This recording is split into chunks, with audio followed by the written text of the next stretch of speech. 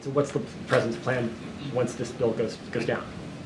Look, It's gonna go we're down gonna, to the Senate, too, well, not the Senate. here's the thing. Well, it is a bipartisan agreement. That is the fairest, the toughest agreement that we are going to see or we have seen in decades. The text is out there. The text is out there. Border Patrol Union supports it. U.S. Chamber of Commerce supports it. Republicans, Republican governor and Democratic governors have put a letter together, an op-ed supporting this bill. It could not be stronger or more fairer. And this has taken 2 months, 2 months. And I just don't understand, again, why Republicans are getting in the way of this. They should not. They should not. And so, look, the president, again, by the direction of the president, sent his team to work with the Senate. He's taking this very seriously. He put forth a border security supplemental. Obviously, that's part of the national security supplemental. We have a deal. There is a deal there, a deal that is supported by Border Patrol Union. That says a lot. So why can't they move forward on it? Go ahead, Risha. Thanks, Corinne. So to follow up on that, this deal looks like it's going to fail. So without getting into specifics, is there a plan B?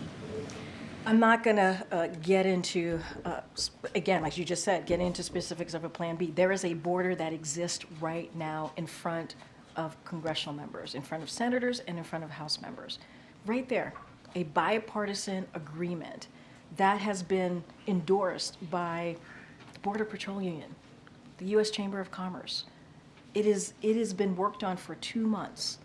And the president laid out in a very comprehensive way what's in that deal.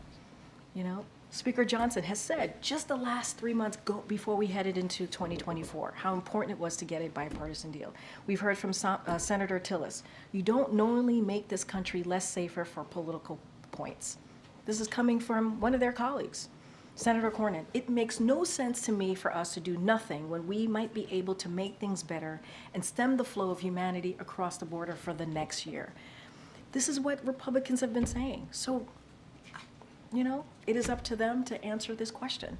President Biden pointed out that Trump spent the last 24 hours reaching out to Republicans, pressuring them not to support the agreement. So what has the president done to personally engage with lawmakers, or what does he plan to do? So as you know, early January, we had key lawmakers here at the White House from both sides of the aisle.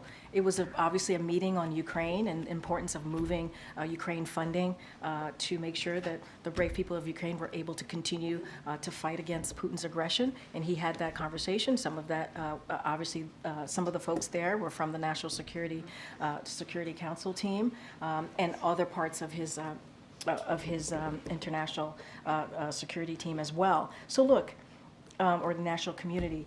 So during that time, it came up, border security came up. The president laid out how important it is to get something done, how this immigration system has been broken for decades. And so he brought it up then. We've had White House officials, including the president, have been in contact with members of Congress. We don't read out, obviously, every conversation that the president has. He has long-time relationship, decades of relationship with some of those members on the Hill. So we've been engaged.